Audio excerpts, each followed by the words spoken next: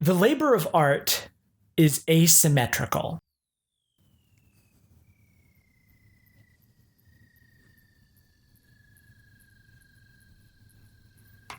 I took a class in fall 2018, which was my last semester in college, that was cultural media making.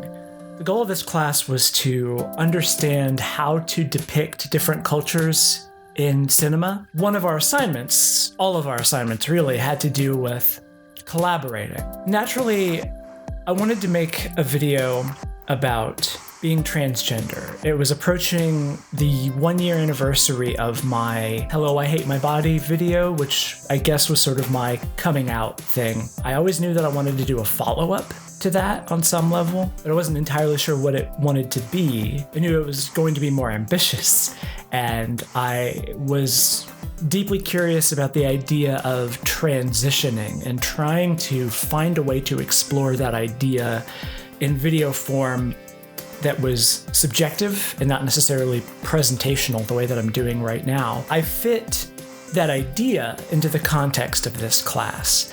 And I spent from August until November basically taking notes. I had a 5-act structure that I wound up mostly throwing away. The first big thing that I did for that video was talking to May Leitz. It was a heavy conversation. We talked for probably about an hour and a half. And after that conversation was over, I asked her to film her surroundings in a way that reflected the conversation that we just had. And that was all the direction that I gave her. Within a couple of hours, she sent me basically just a montage of all of the footage of her that shows up in that video, which became a video about transitioning is what it's called. I had ideas for what that video was going to be, but talking to her, she automatically, without my prompting, echoed ideas that I had. Throughout that process, I was whittling down further and further towards this core of the thing that I wanted to make. I stayed up all night one night, late November. There's the 3 sections that sort of progress where this backdrop sort of more items disappear from it and I change costume and appearance a lot. Those 3 sections were filmed back to back to back. And I had no script. I had a basic idea of the topics that I wanted to touch on, but I had no outline. I just went.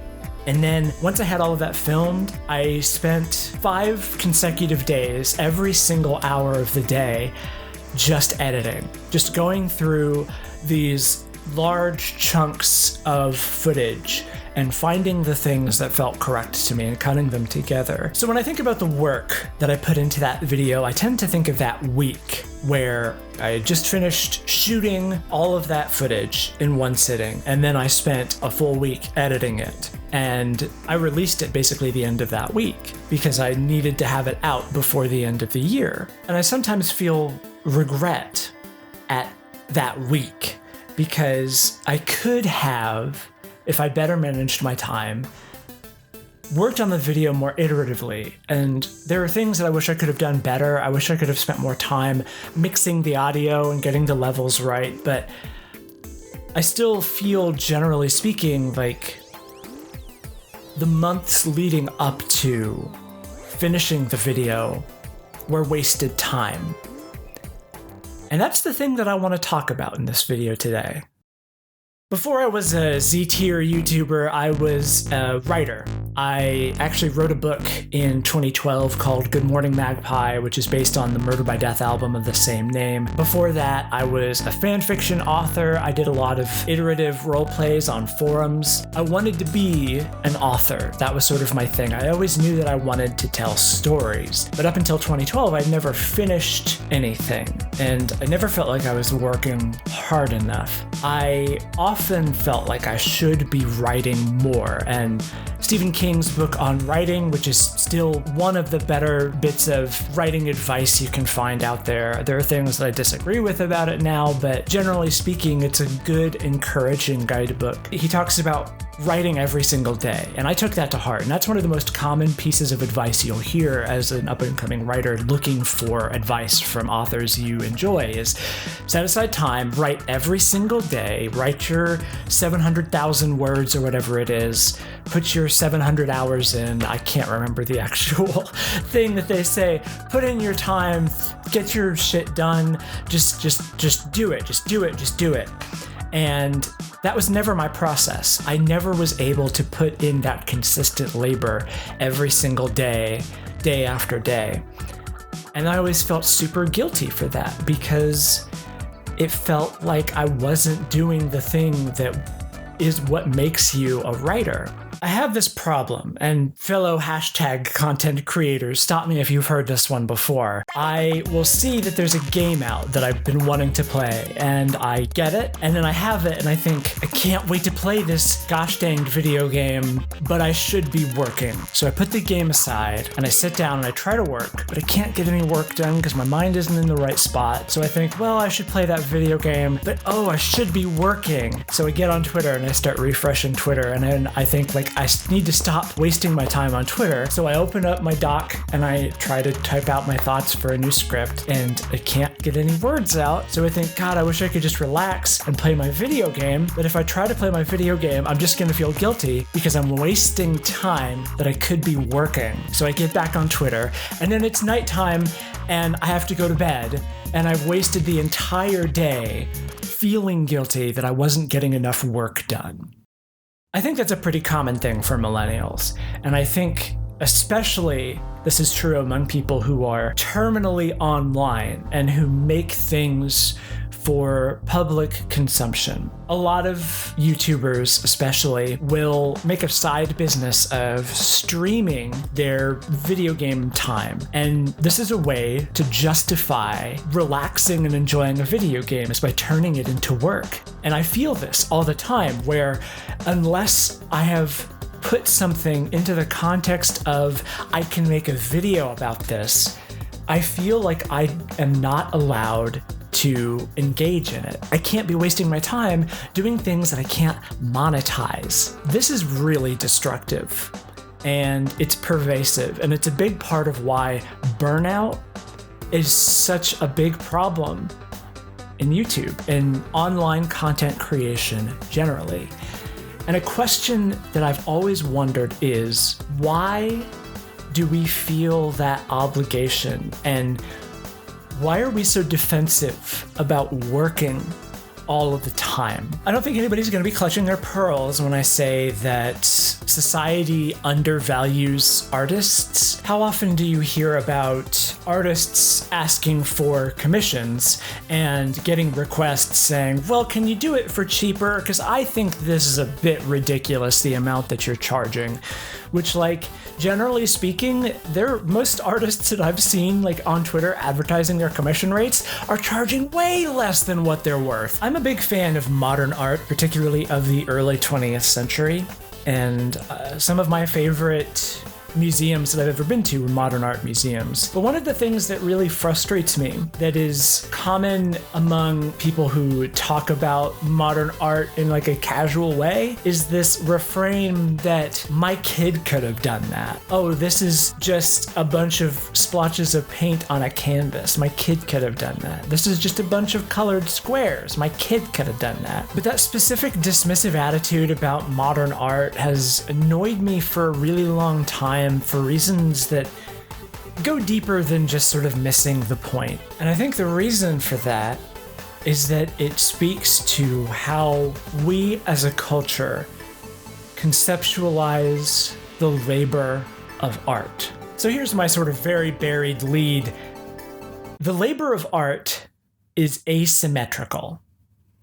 So what the hell does that mean?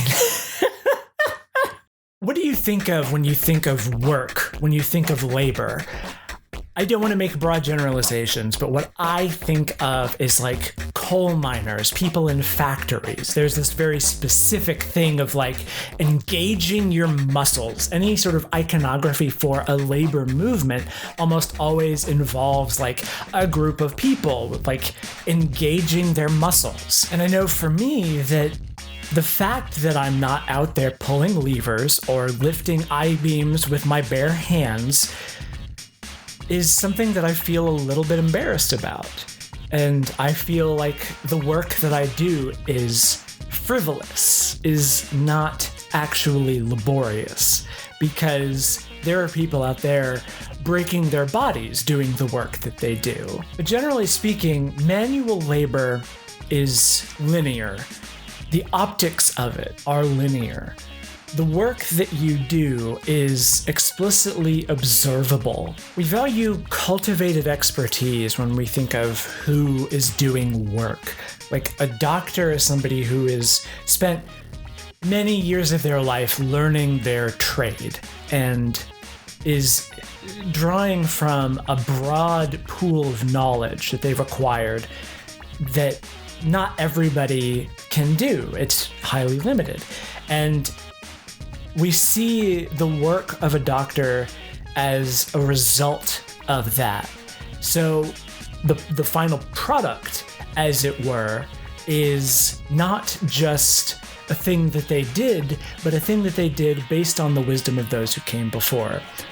When an artist makes something, there's this sort of ephemeral quality to it where it seems like anybody could have done it, because so much of being an artist is about trusting your instincts. It's about following this spark or whatever. But the thing is, making art is just as much a cultivated experience as anything else. Nobody emerges a good artist in a vacuum. Every good filmmaker, every good visual artist, every good musician is pulling from a well of knowledge that they've acquired over the years, the same way that a doctor does, the same way that an engineer does. But you don't need to go to school for it. And it's something that's intuitive, and you can go to school for it. I did, and there's a contentious conversation to be had there, but we can leave that for another day. The point is that knowing how to draw freehand a good-looking person, knowing how to compose a shot in a visually pleasing and poetic way, those are skills. Those are not easy to do. That's not something that anybody can do. Making modern art isn't easy. Like, it's easy enough to do something that looks like art, looks like it fits in the pantheon of modern art. But it's just as much about intentionality as it is about the product itself. There's a famous anecdote about Norman Rockwell's cover of Time magazine of a guy in front of a Jackson Pollock painting sort of scratching his head. And everybody who knew anything about Jackson Pollock saw his imitation of a Pollock and thought it was laughable because it isn't pure chaos. Now, I've actually seen a number of Pollocks in person, and what takes my breath away about them is that they are intentional.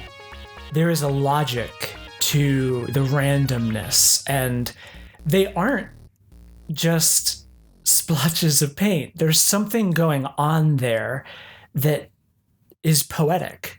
And just because it doesn't apply to you, or just because you aren't able to read it, or you don't want to read it, or you just don't see the appeal, that doesn't mean that real work wasn't put into it. When you're talking about the value of, say, a doctor, you're looking at somebody who has their job and they're drawing from their pool of expertise, and generally speaking, we accept that doctors are essential, right? And if you come across a bad doctor, you still need to go to a doctor. You just sort of like say, that person's a kook, or that person doesn't know what they're talking about, and they should get disbarred, or whatever it is that happens to doctors when they're bad at their job. Executed? I don't know. And you go to another doctor, you don't, generally speaking, disparage like medical science as a whole, but when it comes to an artist, if you don't get what an artist made. What you should say is, well, your art isn't for me, I'm gonna move on. But there is like this entitlement that people feel where if they don't get something that an artist made, they feel like their time has been wasted and that the art is objectively bad and that the artists themselves wasted their time and their life and that nothing that they do matters. And further than that all artists generally are operating with the same level of frivolity. So maybe that's not great. I think whether we agree with that or not, we still have something like that internalized as like a framework of how we value different professions. And I think that this feeds into how we feel like we have to monetize or commodify our time. I know a lot of people who are very iterative writers who draft their scripts and make revisions over time and build something up very slowly. I'm someone who, when I sit down to write a script, I tend to get it all out in one go. And if I am unhappy with it, I tend to throw the whole thing away and start again. So I do draft, but instead of like embellishing the work that I already did, I just sort of start from scratch with the old thing as like an intellectual foundation. But the scripts that I write don't just emerge from nowhere. I'm kind of always just thinking about things. And when I write, it is almost always the culmination of weeks or months or years of thought. And this is what I mean when I say that the labor of art is asymmetrical, because that is work. That is an essential part of the labor of the art that I produce.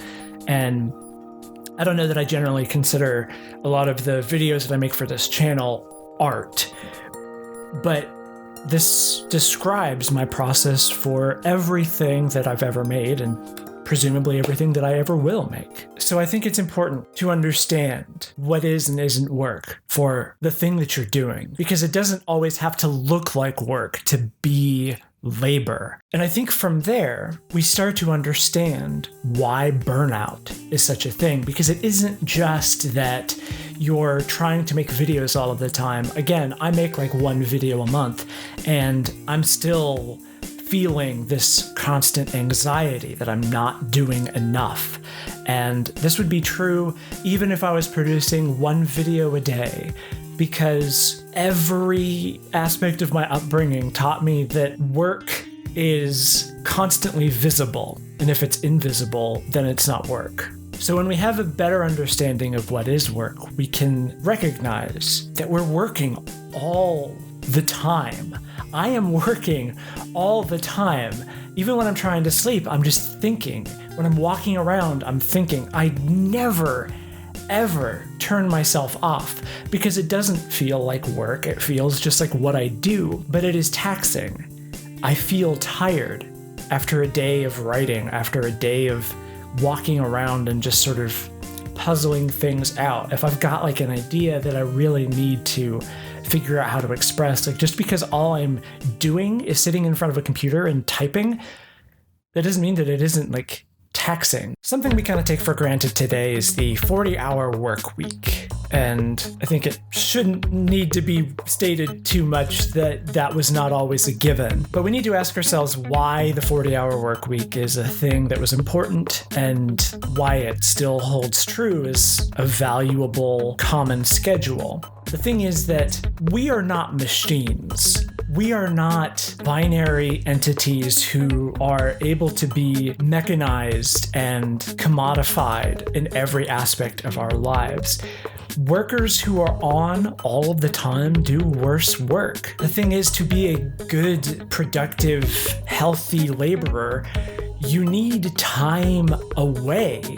You need time off. That's not frivolous. That's an essential part of the equation.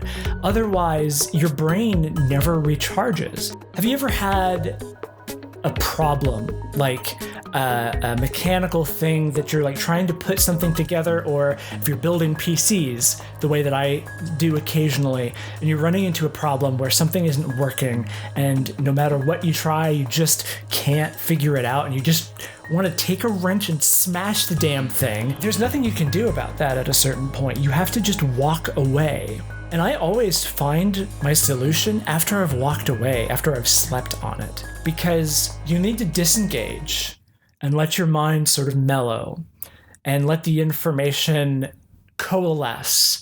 And then you come back to it fresh with a new perspective and you're able to get the work done. Another example that's a bit different is Rock Band. I used to play Rock Band all the time.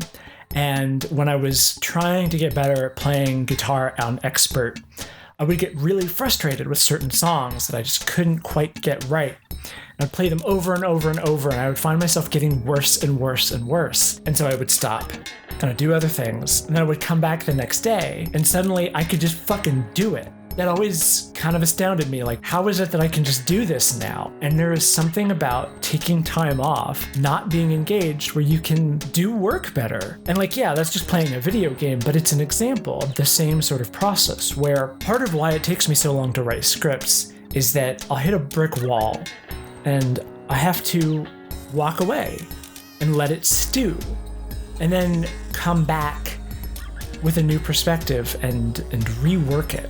And so I feel this staleness starting to wriggle its way into everything for me, because I feel like I'm not allowed to enjoy things, to take time off, to spend my time doing something that isn't for the channel. And that's making me worse at my job, because if all I'm ever doing is watching movies that I think I can make a thesis about, or playing video games that I think I can make a point about, I'm not really enjoying them anymore. One of the things I'm trying to be better about for myself is to take the time to just enjoy movies, video games that I like, without having to worry about how I can commodify that time spent. If we're aiming for a socialist future, we need to understand the ways that capitalism has suffused itself as an ideology into everything that we do.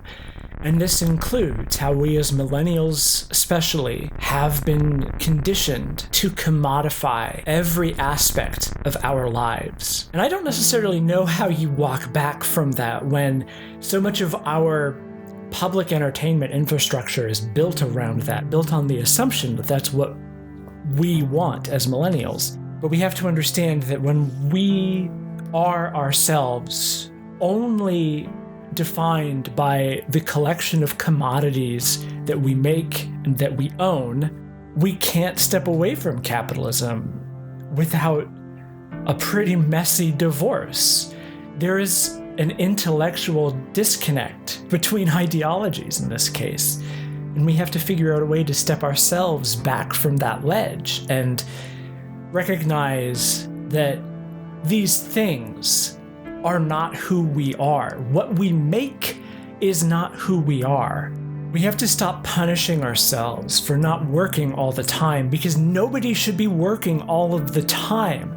You deserve to enjoy yourself. If we really want to become healthy, if we really want to make the world a better place, we have to take care of ourselves. We have to treat ourselves as laborers, the way that we want the system to treat us eventually, the way we want our government, our ideology to treat us. And that means respecting the fact that we as laborers cannot be working all of the time, and that we have a right to take time off, to enjoy things for their own sake, to not always be commodifying ourselves. Because the work isn't just pulling levers.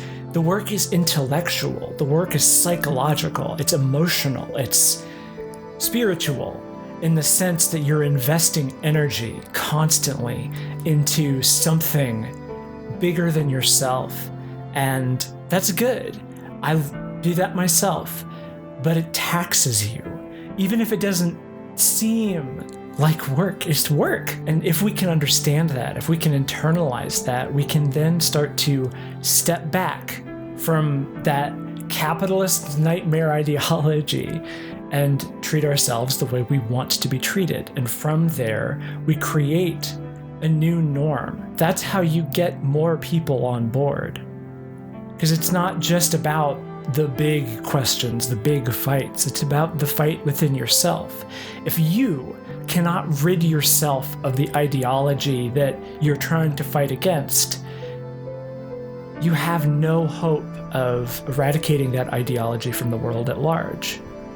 You have to start small and then work your way up to the big, because the labor of art is asymmetrical. The work that I put into my transitioning video was more than just that week that I spent editing. It was the entire 3-4 months that I spent conceptualizing it and writing notes and thinking about it. It exhausted me. And it was actually kind of a bad few months as a result, because I was always thinking about it and I was always guilty that I wasn't getting more work done. And if I just been kinder to myself, if I had recognized it, I can just walk away for a while and it'll still be there when I come back. I might have gotten it done faster. Maybe I wouldn't have, but I would have been healthier doing it. And that's much better. So try as best you can to stop feeling guilty for taking time away from whatever it is that you do. Stop trying to feel like you have to have it all figured out, because none of us have it all figured out. I'm 30 years old. I only just turned 30 a few weeks ago from my timeline right now. And I feel like I've only just begun to finally understand what I want to do and how I can do it. And that's okay. Being alive and being happy and doing work that you give a shit about is more than just the work itself. It's also the time that you give yourself to recharge, the time that you walk away and just do nothing. Don't be productive. Waste your time. That's okay. It's okay to do that. And it's good to do that. That's what you should do sometimes, because being human means being frivolous at times, means being hedonistic at times. And if you don't allow yourself the basic human dignity of wasting your time doing things that you enjoy for no reason other than because you enjoy them, then you're just making yourself into a machine. And that's what capitalists want. And that's how capitalism destroys us.